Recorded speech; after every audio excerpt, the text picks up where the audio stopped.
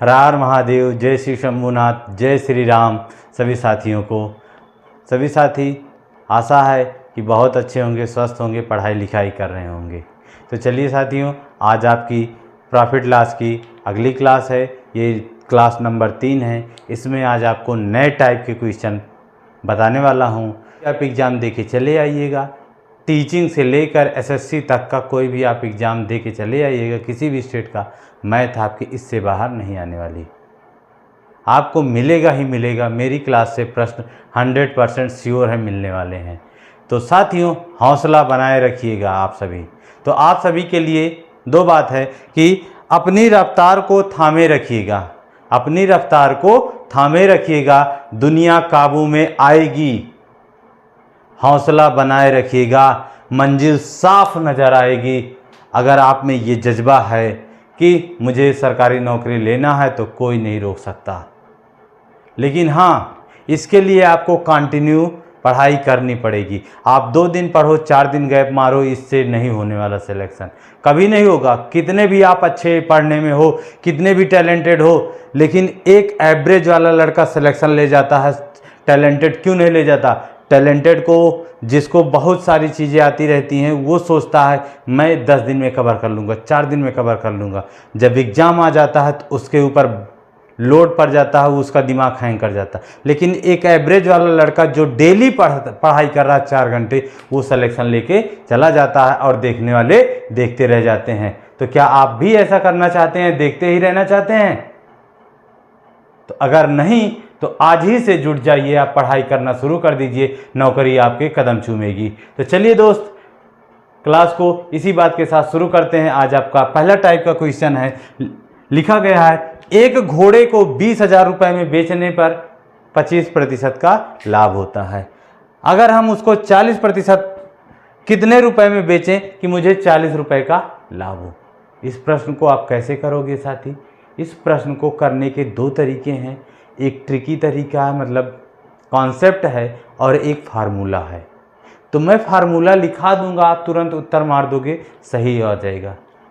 ठीक है, फार्मूला भी बता दूंगा, लेकिन पहले उससे आप कॉन्सेप्ट सीख लो। अच्छा चलो, मैं आज आपको पहले फार्मूले पर ही करा देता हूँ। फार्मूला क्या है? जैसे देखो, एक घोड़े को 20,000 रुपये में बेचा गया। 20,000 रुपये क्या हो गया? विक्रय मूल्य। कौन सा विक्रय मूल्य? पहला विक्रय मूल्य हो गया। ठीक है, जब 20,000 रुपये में बेचा तो 25% का लाभ हो रहा था, यानी प्रॉफिट है ये। कितने का? 25% का। फिर कहा कि हम कितने रुपए में बेचें, कितने रुपए में बेचें, यानी SP2 आपसे क्या किया है? पूछा है। SP2 क्या किया है? पूछा है। और कितने? 40% का लाभ कमा रहा था, ये प्रॉफिट 2 है। तो इसका फार्मूला ऐसे होगा, SP2 यानी विक्रय मूल्य दूसरा बराबर पहला विक्रय मूल्य, नीचे आप बताओ लाभ होता है प्रतिशत में, तो क्रय मूल्य में जुड़ता है कि नहीं जुड़ता है? अगर जैसे हम कहें कि 100 रुपया का सामान खरीद के 20 रुपया के लाभ पर हमें बेचना है, तो हम 120 में बेचेंगे ना। तो यहाँ पे होगा 100, फार्मूला ही लिख रहे हो तो आप पहले लिख लो, 100 प्लस माइनस प्रॉफिट या लॉस परसेंटेज। अगर प्रॉफिट होगा तो प्लस करेंगे, लॉस होगा तो घटा देंगे, गुणे फिर 100 प्लस माइनस प्रॉफिट या लॉस परसेंटेज दूसरा वाला, और यहाँ पे पहला वाला। तो देखो, SP2 इज इक्वल टू, मतलब बराबर पहला विक्रय मूल्य 20,000 लिख लो भैया ऊपर, नीचे 100 प्लस, क्योंकि लाभ पर बेचे हैं, 100 में प्लस करेंगे, कितने प्रतिशत का लाभ है? 25। तो 100 प्लस 25 यानी 125, और गुणे अब कितने पर बेचना है? 40% यानी 140। सॉल्व कर दे बाबूआ, 25 से काटो, 25 पंचे 125, 25 अट्ठे 200, 25 अट्ठे 200। अब इसको आप काट दो, यहाँ पे 2 जीरो बचा, ये 800 बन गया। कितना बन गया? 800 बन गया। इसको जरा काट दो अब 5 से, 5 दूनी 10, 5 अट्ठे 40, 5 दूनी 10, 4 बचा, 5 अट्ठे 40। तो 800 गुणे 28 कर लीजिए। 800 है, 2 जीरो फटाक से उतार दो भैया इसे। 8 का गुणा 28 में, तो 8 28 64 के 4 हासिल 6, 8 दूनी 16 6 22। तो घोड़े को 40% का लाभ अगर लेना है तो कितने रुपए में बेचना चाहिए? 22,400 रुपये में। ये तो था बेसिक का एकदम कॉन्सेप्ट, बेसिक से। जैसे जिसको मैथ नहीं आती, जीरो लेवल से सीखना है तो वो फार्मूले से ही मैथ लगाता है, सीखता है। तो आपको मैथ सीखना है तो पहले बेसिक कॉन्सेप्ट से चलिएगा कि SP2 दूसरा विक्रय मूल्य बराबर पहला विक्रय मूल्य 100 प्लस माइनस पहला लाभ या हानि। लाभ होगा तो 100 में जोड़ देंगे, हानि होगा 100 में घटा देंगे, फिर गुणे जितने प्रतिशत पर लाभ या हानि पर बेचना था उसको 100 में जोड़ के कर लेंगे। चलें, ये कॉन्सेप्ट था। यही कॉन्सेप्ट आपका सभी सर बताते हैं, कोई भी सर हो।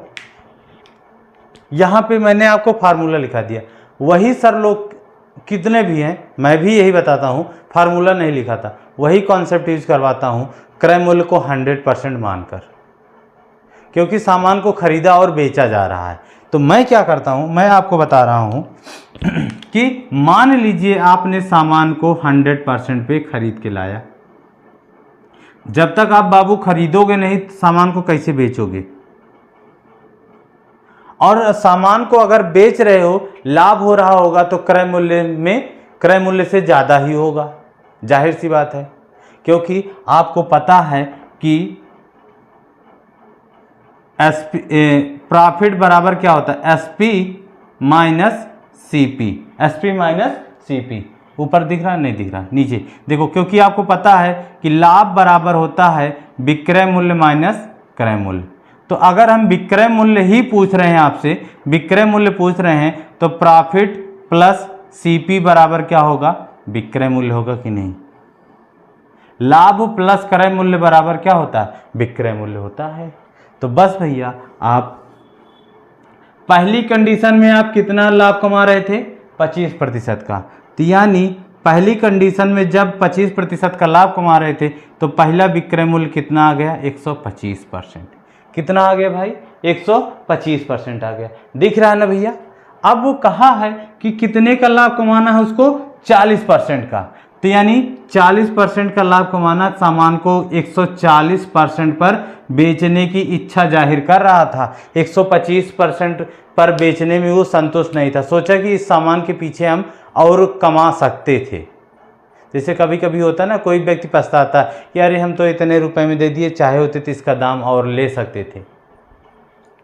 तो वही वाला है कि जब आप पछता रहे हो कि 100 रुपया में 120-25 रुपये में देकर बाद में पछताने लगे, या कोई व्यक्ति आके कह देता है ना, अरे आप बताया नहीं तो हम एक 125 नहीं 150 में बेचवा दे हो। हाँ, समझ रहे हैं ना? ये कब कहता है? जब सामान बिक जाता है या खरीद लिए जाते हो। जैसे आप खरीद लो, कहो, कोई आके पूछेगा सामान कितने में खरीदे, बता दो भैया 100 रुपये। अरे यार कहाँ फंस गया, हमरे लगे आए होते हम तो 90 में दिवा दे हुई। ऐसा तो वही काम है कि पहले ये 125 में बेचना चाहता था, अब बाद में उसको पता चला कि मेरा सामान 140 रुपये में बिक सकता था। तो जब 125 में बेचा तो कितना रुपया उसे मिला था? 20,000। तो 125 की वैल्यू इधर लिख रहे हैं, 125 की वैल्यू, 125% की वैल्यू 20,000 रुपये थी। तो आप 1% की निकालोगे तो 125 से भाग कर दो, 25 से काट दो, 25 पंचे 125, 25 अट्ठे 200, 800 आ गया। ठीक है, फिर काट दो अगर काटना चाहो तो 5 एक कम 5, 16 पंचे 80, 160। 1% बराबर कितना आ गया? 160 रुपया। तो आपसे पूछा है कितने की वैल्यू? 140% की। एक का जब पता होता है उससे ज़्यादा का पूछता है तो गुणा कर देते हैं। अब आप गुणा कर दो भैया, 2 जीरो तो उतर ही आएगा। 14 छंग 84 के 4 हासिल 8, 14 कम 14 8 22, 22,400 रुपये यहाँ से भी आ गया। तो समझ गए होंगे साथी, कितना प्यारा सा क्वेश्चन है, कितना आसान सा क्वेश्चन है, लेकिन एक बार देखने के बाद सबके हवा निकल जाती थी। तो अब आज के बाद इस प्रश्न में कोई दिक्कत नहीं होनी चाहिए। चलिए साथी, इसी पर दूसरा क्वेश्चन इसी टाइप का एक और करेंगे, फिर उसके बाद नेक्स्ट टाइप पर बढ़ेंगे। चलिए दोस्त, अगला क्वेश्चन उसी टाइप पर है। सेम क्वेश्चन है, आप लगाने की कोशिश करिएगा। क्वेश्चन लिखा है कि एक घोड़े को 2 लाख रुपए में बेचने पर 80% का घाटा होता है। अगर हम उस पर 10% का लाभ कमाना चाहते हैं तो हम घोड़े को कितने रुपए में बेचें। अब आप क्या करिए, ट्रिक से लगाओ चाहे फार्मूले से लगाओ, दोनों आपके पास है। तो आप मान लो सबसे पहले क्रय मूल्य को 100%, सीधा सा फंडा आप 100% मान लो। अब बेचा गया है घोड़ा यानी SP2 और दूसरा SP1 और SP2 हो गए, 2 SP, 2 बार सामान को बेचा खरीदा जा रहा था, ठीक है। तो अब पहली बार हमें क्या हो रहा था, 20% का घाटा लग रहा था। जब घोड़े को 2 लाख में बेचे तो 20% का घाटा, यानी 100 से जितने का खरीदे थे उससे कम का बेच रहे थे, इसीलिए मुझे नुकसान हो रहा। कितने में बिका, 80% पर बिका, 80% पर बिका। लेकिन अब मुझे चाहिए कितना, 10% का लाभ। कितने में बेचने की इच्छा जाहिर कर रहे हैं, 110% की। और 80% की वैल्यू 2 लाख रुपए के बराबर है। 80% बराबर कितने में बिका था, 2 लाख। 2 लाख में कई जीरो, 5 जीरो। अब आप काट दो भैया, 1 जीरो से 1 जीरो कट गया, काट दो। 8 दूनी 16, 4 बचा, 8 पंचे 40, 2500। 1% की वैल्यू कितनी आ गई, 2500 आ गई। 110% की पूछा है तो 2500 गुणे 110, आप तुरंत कर लीजिएगा, आंसर आ जाएगा। गुणा कर लो, 2 जीरो ये, 1 जीरो 1, 3 जीरो उतार लीजिए पहले। 11 पचे 55 के 5 हासिल 5, 11 दूना 22, 5 27। तो कितने में बिकेगा, 2,75,000 रुपये में घोड़े को बेचेंगे तो मुझे क्या हो जाएगा, 10% का लाभ हो जाएगा। तो ये साथी इसी पर एक क्वेश्चन और आप करिएगा। आज इस टाइप के 3 क्वेश्चन हर एक टाइप के मैं कराने वाला हूँ। तो फटाफट अगले क्वेश्चन की तरफ बढ़ते हैं। मैं थोड़ा सा चेंज करूँगा केवल बस।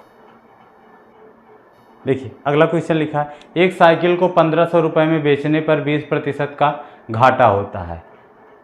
1500 रुपये में बेचने पर 20% का क्या होता है, घाटा होता है।